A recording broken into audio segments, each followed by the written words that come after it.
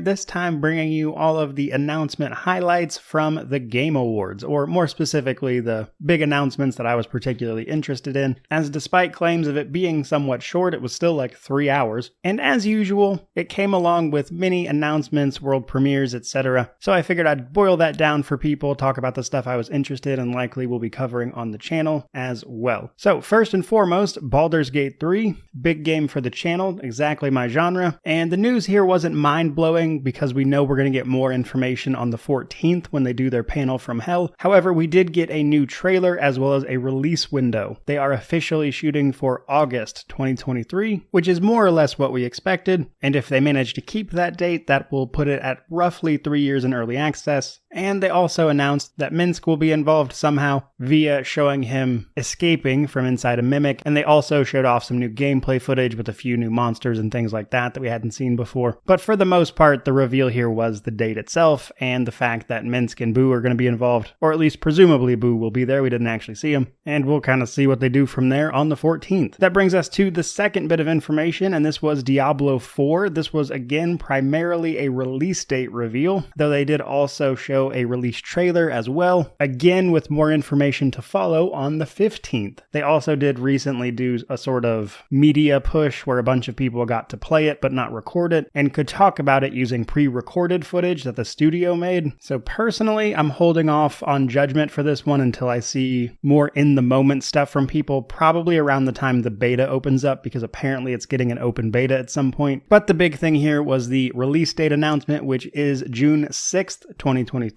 And then we have Final Fantasy XVI, also releasing next year sometime. For the most part, it's what you would expect from a Final Fantasy game. However, they did seem to give this one a bit of a darker tone, which would fall in line with some of the media reports that we've seen here and there about it being more filled with controversial subject matter, let's say, which is an interesting route for a Final Fantasy game. And as somebody who's played literally all of them, curious to see how that pans out. But it is kind of cool to get some info about it. But for the most part, it's pretty much what you'd expect from Final Fantasy at this point. But moving on from there, we have Judas from one of the makers of BioShock, and this looks to be a spiritual successor to BioShock. This basically just looked like BioShock in space to me, which, while certainly not a bad thing, we really don't know too much about this game beyond that. They showed a tiny bit of gameplay, and it, again, just looked like BioShock, so gonna have to wait for more information on this one, really. They also announced Hades 2, the follow-up to smash hit indie title Hades, and we should be getting early access to this one in early 2023. And I mentioned this one specifically because I like ARPGs and people have been asking me to check out Hades forever, for content I should say. And it looks like this will finally give me an excuse to do so, though that said, early 2023 is packed, so we will see what happens. We also got some more gameplay for Atomic Heart. This is releasing on February 20th, which we already knew, but we got to see some more gameplay. But we've already seen a good bit of this game via gameplay, etc.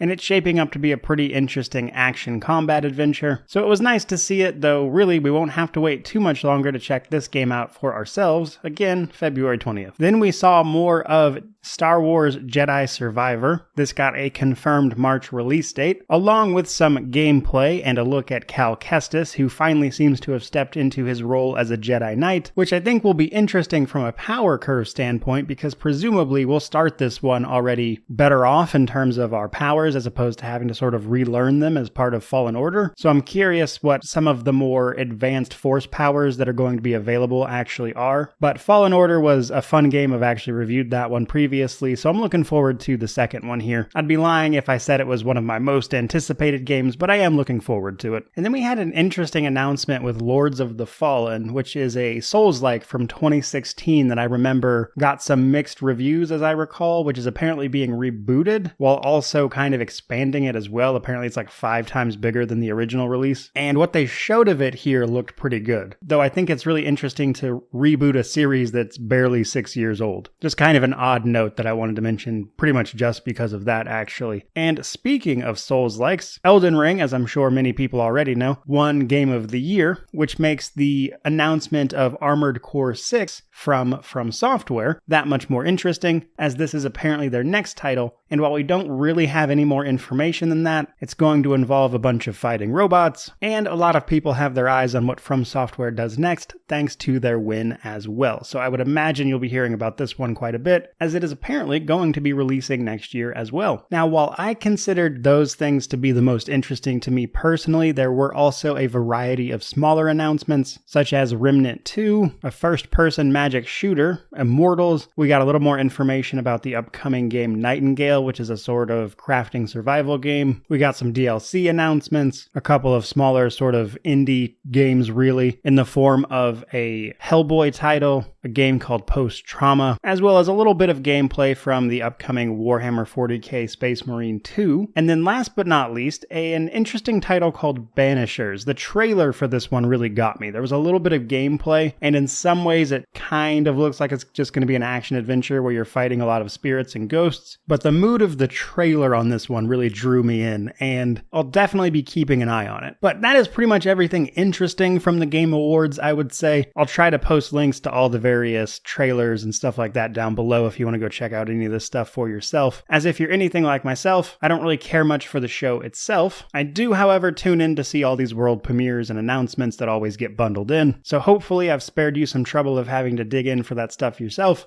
And I certainly hope you enjoyed the video. So, like, comment, subscribe if you did. Let me know in the comment section down below if there was anything interesting that you saw or want to talk about, as I am all ears. But regardless of all that, truly, thank you so much for watching. I really do appreciate it.